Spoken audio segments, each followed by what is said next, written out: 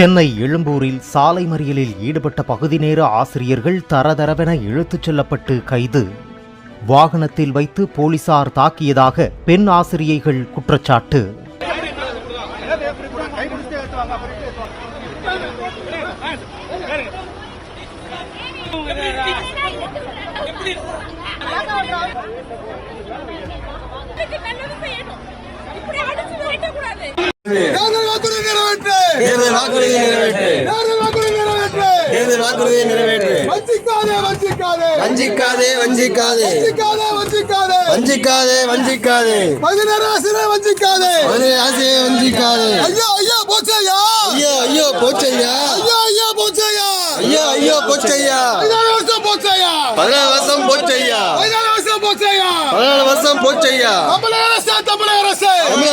தமிழக அரசு